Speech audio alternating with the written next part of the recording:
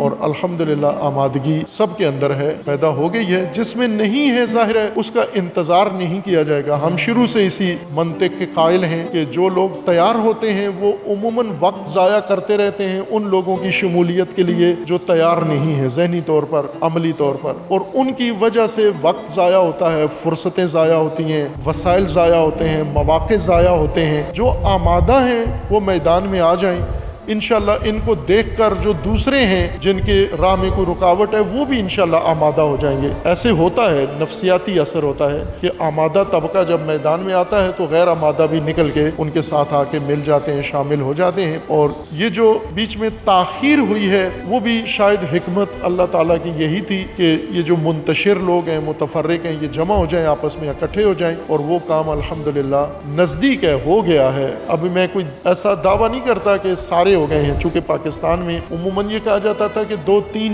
قائدین ہیں یا 2-3 جماعتیں ہیں، اگر یہ مل جائیں تو سارا پاکستان اکٹھا ہو جائے گا۔ میں متفق نہیں تھا اور نہیں ہوں۔ میری نظر میں شیعہ قوم میں کم از کم 200 سے 300 کے قریب رہبر ہیں، اور جب تک ان سب کو نہیں ملائیں گے، اکٹھا کریں گے اور ان کی قیادت کو تسلیم نہیں کریں گے، انہیں عزت شخصیت نہیں دیں گے، یہ آگے معاملہ 2-3 کے ذریعے آگے نہیں بڑھے گا۔ خود لاہور شہر میں 30-40 کے قریب رہبر شیعہ یہاں پر موجود ہیں، یہ میرا ایک محتاط اندازہ ہے 30-40، ورنہ اس سے زیادہ ہیں۔ اور کوئی ان کو قائد مانے نہ مانے، ہم ان سب کو قائد مانتے ہیں، یہ اپنے اپنے حلقے کے، اپنی اپنی تنظیم کے، اپنے اپنے مرکز کے قائد ہیں یہ، اور ہم سب کا احترام کرتے ہیں۔ اور اب آپ سب کا مشترکہ چیلنج آ گیا ہے اور آپ نے سب نے مل کر انشاءاللہ اس مرحلے کو طے کرنا ہے۔ ساری دنیا اس انتظار میں ہے،